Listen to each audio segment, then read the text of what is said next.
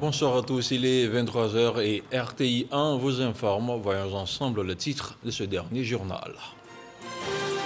Porté par la direction de la transformation digitale de l'administration, le projet Signe qui vise à intégrer la signature électronique dans le processus de dématérialisation des actes administratifs a été présenté jeudi dernier à Abidjan.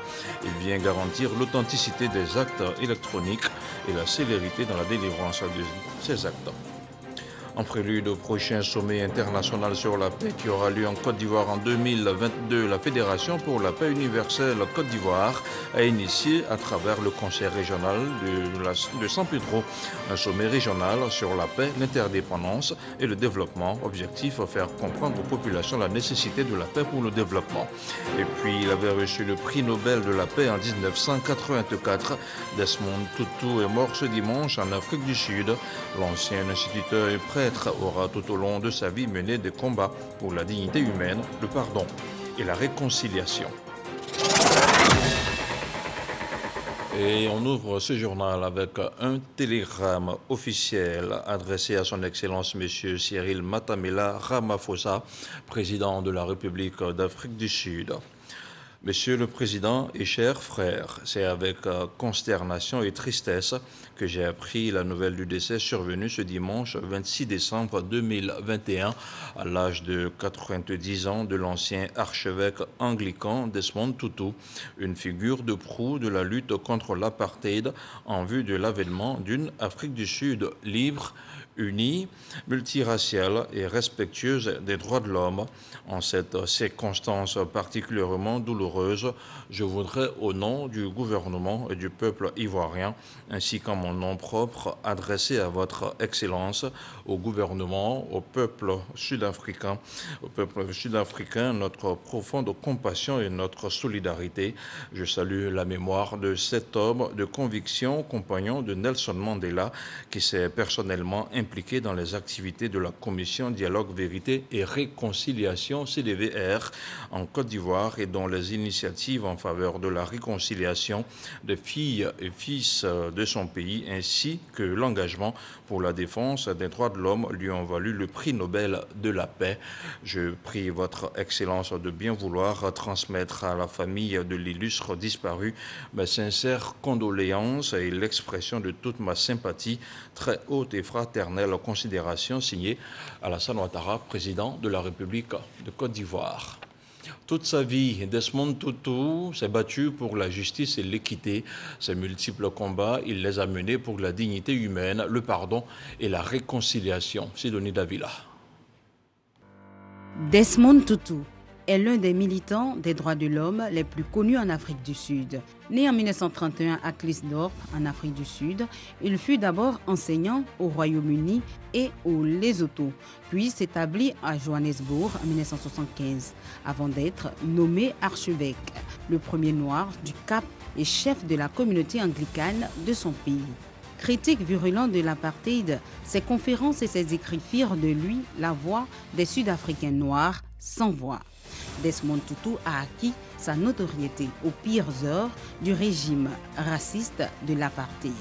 Alors prêtre, il organise des marches pacifiques contre la ségrégation et plaide pour des sanctions internationales contre le régime blanc de Pretoria. Seule sa robe lui épargnera la prison. Son combat non violent est couronné du prix Nobel de la paix en 1984. À l'avènement de la démocratie, 10 ans plus tard, celui qui a donné à l'Afrique du Sud le surnom de nation arc-en-ciel préside la Commission Vérité et Réconciliation, qui selon lui doit permettre au pays de tourner la page de la haine raciale. Œuvrant pour les droits de l'homme, l'icône de la lutte anti-apartheid disait que son objectif était la construction d'une société juste et démocratique sans division raciale. Jusqu'à son dernier souffle, le prix Nobel de la paix s'est imposé avec son franc-parler légendaire pour dénoncer les injustices et écorner tous les pouvoirs, quels qu'ils soient. Depuis plusieurs mois, Vihart, un de ses surnoms, était affaibli et ne parlait plus en public.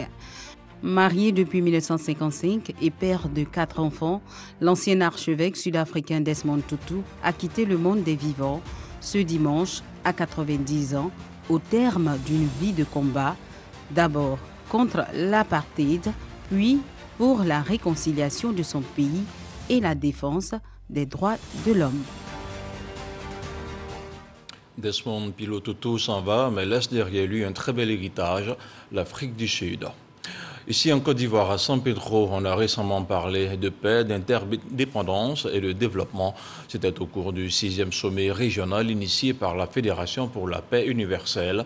Ces rencontres se tiennent en prélude au sommet international de la paix que va accueillir notre pays en 2022. On en parle avec Sam Conan. Le sommet régional UPF de San Pedro a eu pour cadre la grande salle du conseil régional. Occasion pour la Fédération pour la paix universelle de mettre à contribution les décideurs et toutes les couches sociales de la région, à travers des panels sur le thème paix, interdépendance et développement. Tous les Ivoiriens le savent bien, San Pedro est le deuxième pôle économique. Et il est bien pour protéger l'économie de notre pays, il est bien d'envoyer les corabiers, les policiers et tout ça. Mais il est encore plus bien de semer la graine de la paix dans l'esprit des populations. Et ça peut nous aider plus à implanter la paix. Ce district d'ailleurs est un district de paix. Parce que pour preuve, tous les événements qui se sont passés, surtout les derniers en date, que ce soit du côté du Bocré ou de la Nawa ou de San Pedro, on n'a pas eu du tout de dérapage ici. Ça veut dire que les dirigeants de ces 3 régions qui composent le district sont dans la paix. Et je crois que cette paix-là, nous devons la cultiver, nous devons l'enrichir. Au cours de ce 6e sommet régional, tous se sont engagés à œuvrer pour la consolidation de la paix à San Pedro et partout en Côte d'Ivoire. Une paix qui, selon Akassaï Lazare, chairman de l'UPF Côte d'Ivoire, a pour socle la famille. La famille étant l'école de l'amour et de la paix, on parle de la famille avec ces valeurs-là dans la société. C'est pourquoi nous insistons sur l'importance de la famille. Que le président nous aide à accueillir le prochain sommet international de paix en Côte d'Ivoire. Ceci va permettre à tous les grands mondiaux de paix de venir laisser aux Ivoiriens le message. Ceci a été fait à Dakar, au Sénégal, en Afrique du Sud aussi. Donc nous voulons que la Côte d'Ivoire, qui est un pays profondément attaché à la paix, puisse également accueillir ce sommet qui fait tant de bien, n'est-ce pas, au pays qui l'accueille. Selon les organisateurs, ces sommets régionaux permettront de mobiliser les acteurs locaux pour une participation massive et constructive lors du sommet international de la paix qui va se tenir en 2022 en Côte d'Ivoire. On continue à parler de cohésion sociale avec plusieurs leaders de jeunesse politique qui s'engagent pour la conquête de la paix. Ils entendent booster le développement de la Côte d'Ivoire à travers ce sésame si précieux. C'était au cours d'une journée sportive et d'échange. Laure Gouridi, Franck Dio.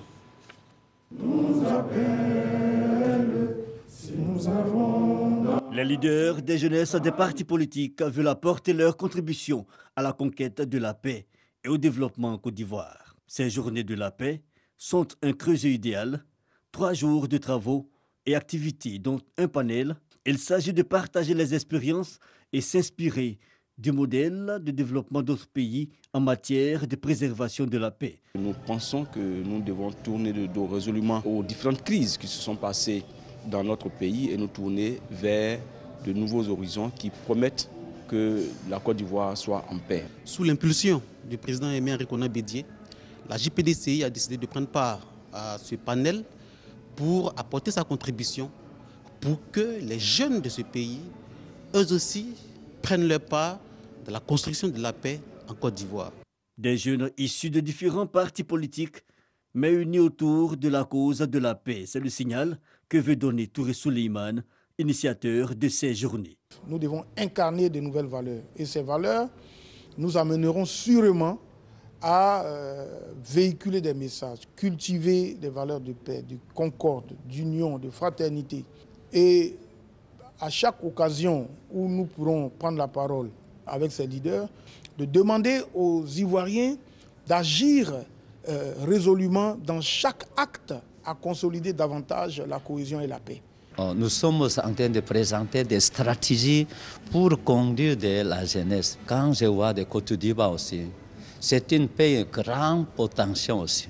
Prières, rencontres, mais aussi journées sportives, temps fort de ces moments de promotion de la paix durable en Côte d'Ivoire.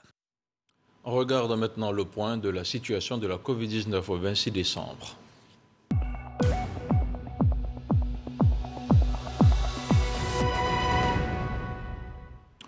Le ministère de la Santé, de l'Hygiène publique et de la couverture maladie universelle a enregistré ce dimanche 26 décembre 582 nouveaux cas de Covid-19 sur 2195 échantillons prélevés, soit 26,5% de cas positifs, 38 guéris et 0 décès.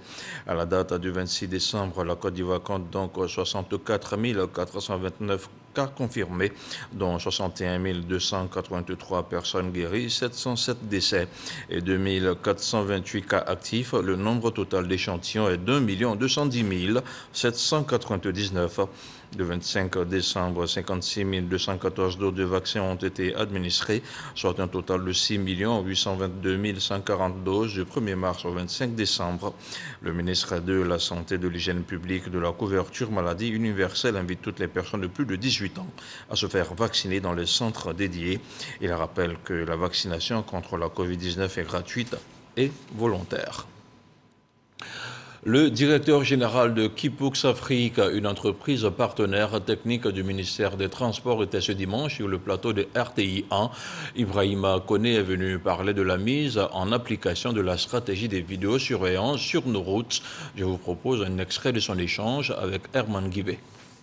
Vous avez des caméras radars qui sont dotées d'algorithmes d'intelligence artificielle qui donc sont paramétrés pour détecter un certain nombre d'incidents sur la route. Ces équipements flash, donc prennent des photos en continu, et lorsque une des photos ou une des vidéos correspond donc à cette codification, donc ça génère automatiquement une capture de la plaque, de la photo de la plaque, qui est lue avec l'immatriculation donc qui est remontée. Cette information est envoyée au niveau d'un centre de gestion intégré de la mobilité où vous avez des agents de police assermentés, notamment ceux de la police spéciale de la sécurité routière, qui vont donc verbaliser cette infraction. Dans 5-10 minutes, l'infraction est constatée, remontée, et arrive le deuxième volet de la notification, donc qui relève de l'information que nous avons au niveau de la base de données et surtout des dispositions réglementaires qui nous demandent de notifier cette infraction dans un délai maximal de 15 jours. Vous avez le premier mode que nous privilégions, qui est le mode électronique, donc à travers les différents outils de mobile money. À compter de janvier 2022, vous aurez également la possibilité de payer à travers les différents canaux du Trésor public avec lesquels nous sommes en train donc de finaliser les intégrations. Le deuxième moyen, vous vous rendez dans un centre de gestion intégré. Vous en avez une trentaine sur le territoire national. À Abidjan, vous avez 7 centres de gestion intégrés, donc où vous avez la possibilité donc de payer à nos guichets. À Tiapoum, le Conseil régional du Sud Comoé a tenu sa 4e et dernière session de l'année. Plusieurs projets ont été passés en revue au cours de la rencontre. Le Conseil a surtout annoncé la mise à disposition d'un montant de plus de 500 millions de francs CFA. Il servira au financement de projets des jeunes de la région du Sud Comoé. Moussa Konaté. Tiapoum, chef-lieu de sous-préfecture dans la région du Sud Comoé, située à 51 km d'Aboissou. De la voie d'accès à l'intérieur de la ville, une fière allure qui réjouit le conseil régional. À la 4e et dernière réunion pour l'exercice 2021 tenue dans la localité, le président Eugène Aka-Aweli traduit la reconnaissance des populations au chef de l'État. Nous devons rendre hommage au président de la République qui a permis à Tiapoum d'être aujourd'hui ouvert au reste de la Côte d'Ivoire. Regardez comme c'est agréable aujourd'hui de venir à Tiapoum. Nous devons communiquer sur les bonnes réalisations du gouvernement et contribuer donc à notre niveau par rapport aux moyens mis à notre disposition à amplifier ce que le gouvernement fait dans cette région. Dans ses actions de développement, le Conseil régional du Sud Komoué met l'accent sur l'autonomisation des femmes et l'insertion des jeunes. Plus de 513 millions de francs CFA sont destinés au financement de projets. Je suis dans le domaine de poisson et du poulet braisé, c'est ce que je fais. J'ai déposé mes dossiers pour pouvoir avoir une aide, un financement pour pouvoir agrandir ce que je fais. Et j'ai reçu ce financement-là. Il y a eu 300 000. J'ai suivi une formation à l'INEPA de Benjavi, donc je suis sorti technicien en élevage. Donc j'ai mis en place un projet qui concerne l'encadrement des éleveurs et puis la vente des produits. Donc j'ai reçu aussi une somme de 300 000 francs. Nous ne faisons que nous inscrire fondamentalement dans la vision du président de la République qui veut une Côte d'Ivoire solidaire en présentant comme priorité des projets en faveur des jeunes et en faveur des femmes. Pour l'année 2022, le budget primitif du Conseil régional du Sud Komoué en recettes et en dépenses s'élève à 3 936 194 000 francs CFA. Le budget de fonctionnement du Conseil est fixé à 1 62 757 000 francs CFA. Avec l'UVICOSI, l'Union des villes et communes de Côte d'Ivoire, le Comité national de télédétection et d'information géographique tenait mercredi dernier la première édition du dîner des collectivités. Impulser le développement local par les moyens des nouvelles technologies et de la géo-information. C'était le thème de la rencontre, une rencontre au cours de laquelle Édouard Fongbéi a présenté les nouveaux outils mis à la disposition des collectivités locales pour accroître leurs ressources. On en parle avec Grace Kando.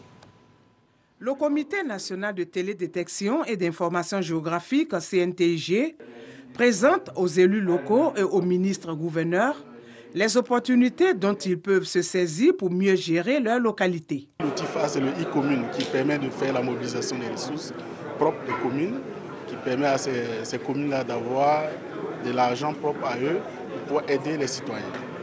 L'autre outil, c'est le PSD, qui est le plan stratégique de développement, qui est une boussole, une orientation qui permet aux communes de faire leurs projections et sur cette ligne-là pour le développement dans les 5 à 10 années à venir. Nous avons aussi l'état civil que nous mettons en place pour les communes aussi. 25 communes sur les 201 utilisent déjà ces outils de développement et une trentaine réclament la mise à jour de leur base de données. Le CNTG vient nous évaluer les ressources mobilisables dans nos communes, nous aider à faire des recouvrements et puis surtout nous accompagner sur la connaissance même de notre administration au niveau des collectivités locales. Quand vous parcourez toutes les communes de Côte d'Ivoire, nous avons des problèmes de cartographie. Un contribuable qui n'est pas identifié, comment nous pouvons faire le recouvrement? Si nos communes ne sont pas développées, si nos communes n'ont pas de ressources, nous ne pouvons pas mener à bien les grands chantiers structurants du chef de l'État. Donc pour cela, nous avons besoin de ces outils-là pour développer nos communes. L'utilisation de ces innovations contribue à booster substantiellement l'économie locale des collectivités. C'est pourquoi, pour l'année 2022, le directeur général du CNTG compte mettre gratuitement à la disposition des collectivités ces différents outils de bonne gouvernance. L'ADECO, la direction des examens et concours, a reçu la visite du secrétariat d'État chargé de la modernisation de l'administration. En toile de fond, il s'agissait pour ce dernier de s'enquérir de l'état d'avancement du projet e-démarche administrative, un projet qui est à sa deuxième phase avec l'intégration de la signature électronique. Godefroy Kambawa. Fini avec les longues files d'attente dans les administrations. Le projet de dématérialisation des procédures administratives IDEA, qui était à sa phase 1, a vu la dématérialisation de 9 procédures administratives au niveau de la direction des examens et concours. Au regard des avancées, e-démarche entre dans sa phase 2. Il s'agit de l'intégration de la signature électronique des requérants. Les activités de dématérialisation des demandes et de signature électronique du projet e-démarche administrative viennent donc à point nommé prendre place en amont et en aval dans notre processus métier. Ce projet s'inscrit dans le cadre du programme e-Gouv et vise la modernisation des procédures administratives. Le secrétariat d'État chargé de la modernisation de l'administration a été créé avec pour mission centrale de mettre en œuvre la politique du gouvernement en matière de modernisation de l'administration. Ceci avec pour objectif d'optimiser l'organisation, le fonctionnement et la gestion de cette administration. Aujourd'hui, la transformation numérique de l'administration ivoirienne permettra d'améliorer la qualité et l'efficacité des prestations. La phase pilote de vérification de la fonctionnalité de la plateforme e-démarche administrative s'étant avérée globalement satisfaisante, nous pouvons affirmer que les parties prenantes sont outillées pour la mise en exploitation des procédures conçues par souci de célérité et d'efficacité. Les procédures administratives opérationnelles au niveau de la DECO sont entre autres les demandes de relevé de notes et d'attestations à usage administratif. Ce projet permettra, selon les initiateurs, de gagner en temps. Booster l'écotourisme et permettre aux populations de découvrir leur patrimoine. C'est l'objectif du ministère du Tourisme et des Loisirs. En partenariat avec le ministère de l'Environnement et du Développement durable, il vient de procéder à la relance des activités du Parc national du Banco. Retour sur la visite du poumon vert d'Abidjan avec Evelyne Yeboué et Patricia Oumouitia. La forêt du Banco, un atout à valoriser. C'est ici que le ministre du Tourisme et des Loisirs arrive ce jour pour un voyage forestier. Le ministère souhaite valoriser ce massif forestier par la mise en place d'un schéma d'accueil des publics, notamment à travers la pratique de la randonnée. Une animation particulière a régné dans les bois durant cette journée, avec un feu de camp, un barbecue et des prestations d'artistes.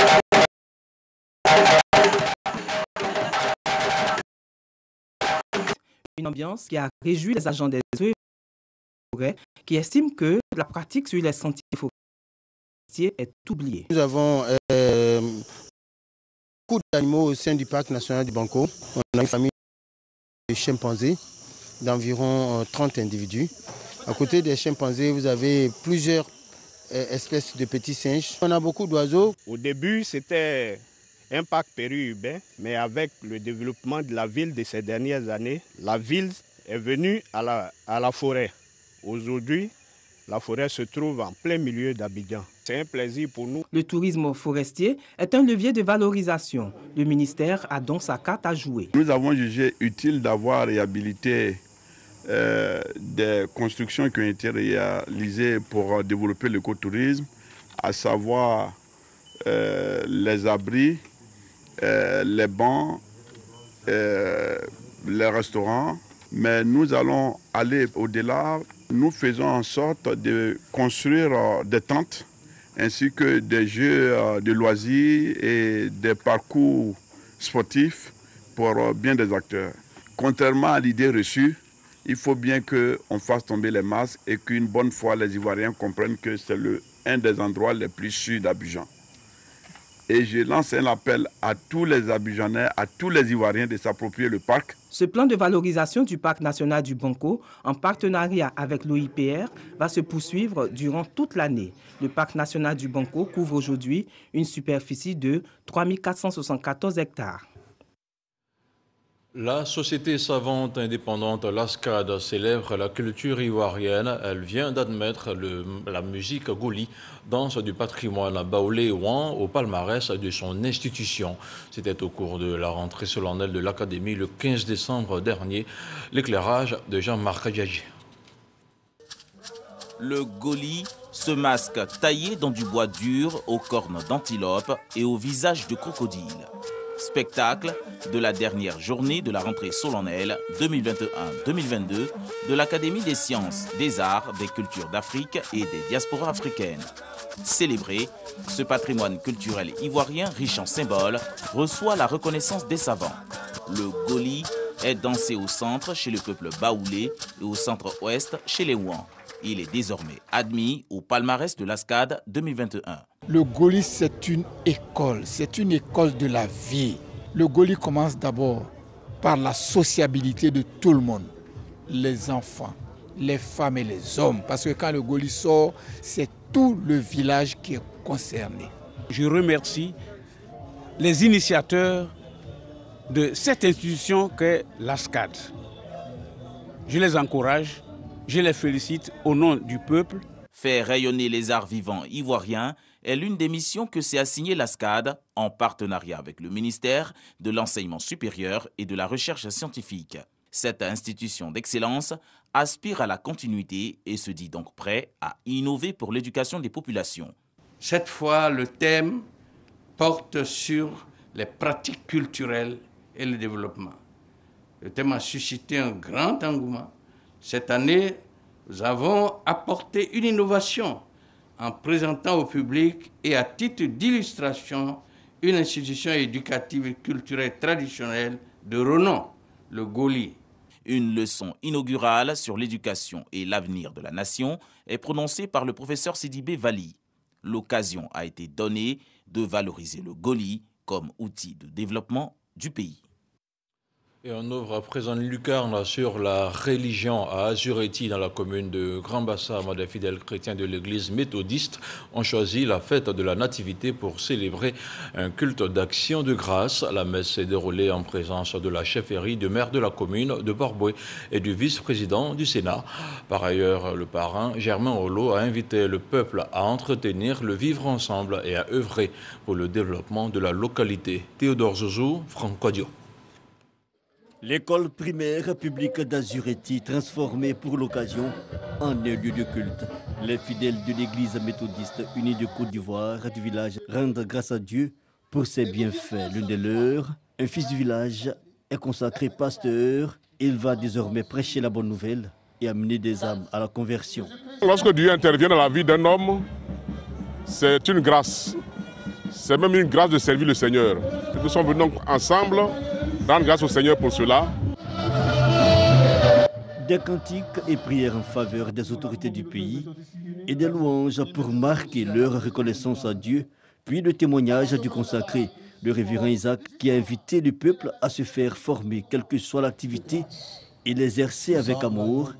Il a aussi reçu des présents de chrétiens venus des districts d'Abidjan, Sud, de Jacquesville, de Bassam et de bien d'autres localités. Nous sommes tous frères, puisqu'il y a ce qu'on appelle l'œcuménisme. Nous essayons de nous retrouver pour annoncer le Christ. Il y a près de 20 ans que j'ai exercé en tant que journaliste dans l'église méthodiste unie, Côte d'Ivoire et dans le monde. Et aujourd'hui, Dieu ajoute à ce ministère de journaliste le ministère de pasteur qui me dit d'aller encore au-delà de ce qui est attendu. Cette démonstration de l'attachement de ses fidèles à Dieu et de la solidarité mettant en avant la cohésion sociale à l'adhésion du maire de la commune de Port-Boué, mais aussi du parrain. Lorsque le Père Céleste choisit un des nôtres pour en faire son ministre, c'est un honneur pour toute la région. Donc il était bon de venir aussi ici pour marquer de notre présence cette cérémonie. Le ministère d'un pasteur, c'est d'annoncer l'appel à la réconciliation. Donc pour nous, c'est heureux qu'un de nos fils soit aujourd'hui un élu de Dieu. C'est un ministère particulier qui confère à celui qui porte la responsabilité de pouvoir dire la vérité et pour prôner toujours la paix. Le village d'Azureti est à son second serviteur de Dieu après un premier devenu prêtre catholique. Religion toujours, la communauté musulmane de Dianfé dans la commune de Sifié a choisi la fête du Noël pour célébrer le Maolid, l'anniversaire de la naissance du prophète Mohammed. Rappelons que le Maolid a été célébré officiellement le 18 octobre dernier en Côte d'Ivoire. C'est un témoignage de Léon Bro. Méditation et lecture coranique rythmée d'hommage à Mahomet et les prophètes des autres religions à la mosquée de Dianfé, commune de Sifié, département de Séguéla. Ce 24 décembre, les musulmans de ce village célèbrent le Maouloud, l'anniversaire de naissance du prophète Mahomet. Une coïncidence avec la nativité, source d'abondance de grâce et de bénédiction selon les musulmans. Avant le départ de Jésus, il a annoncé qu'il y a un autre prophète qui va arriver, qui s'appellera Mohamed. Le prophète Mohamed sallallahu alayhi wa sallam a suivi Enza, qui est Jésus. Maouloud à Dianfé, en présence des cadres dont le directeur de cabinet du ministre des Ressources animales et halieutiques, aussi marqué par des prières pour le chef de l'État et son gouvernement, mais surtout des prières pour le renforcement du vivre ensemble et le maintien de la paix pour le développement de Dienfé. Cette célébration consacre que l'islam, c'est une religion de paix, une religion de fraternité. Et donc, nous profitons de cette célébration pour que tous les cadres de Dienfé, tous les fils de Dienfé, toutes les filles de Dienfé se retrouvent pour parler de projets de développement. Le 18 octobre marque la commémoration officielle en Côte d'Ivoire du Mawloud, ou anniversaire de naissance de Mahomet, prophète de l'islam. C'est l'heure du 7 sur 7, le tour de l'actualité dans le monde en 7 jours. C'est une sélection de Sidonie Davila.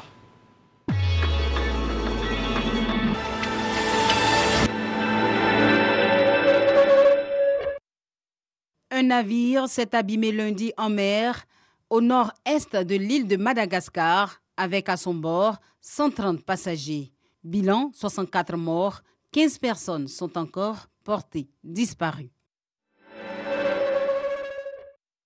La marine marocaine a intercepté mardi plus de 350 migrants, en majorité originaires d'Afrique subsaharienne au large des côtes du Maroc. Parmi ces migrants à bord d'embarcations de fortune figuraient 23 femmes et 9 mineurs. En exil au Burkina Faso depuis la tentative d'assassinat dont il a été victime fin 2009, l'ex-chef de l'État guinéen, Moussa Dadis Camara, est arrivé mercredi à Conakry en provenance de Dakar. Ce, après 11 ans d'exil. Au moins 4 personnes ont été tuées jeudi dans l'explosion de plusieurs roquettes tirées par des djihadistes présumés dans le nord-est du Nigeria. Les faits se déroulent le jour de la visite du président nigérian, Muhammadu Buhari, arrivé aux environs de 12 heures sur place. Le Conseil national de transition a voté en faveur des 2 projets de loi prévoyant l'amnistie générale pour les rebelles et opposants tchadiens. Après l'adoption des 2 tests, ce sont 296 personnes qui ont été acquittées. C'est le plus grand et le plus puissant télescope jamais fabriqué. Le télescope spatial James Webb de la NASA a été lancé samedi depuis Kourou en Guyane française. D'un coût de 7,9 milliards d'euros, ce télescope infrarouge révolutionnaire devrait permettre de mieux comprendre l'origine de notre système solaire, les exoplanètes ou encore les trous noirs. Celui qui fut une véritable icône de la lutte contre l'apartheid, Desmond Tutu s'est éteint à l'âge de 90 ans ce dimanche. L'ancien prix Nobel de la paix en 1984 restera dans les mémoires pour ses engagements.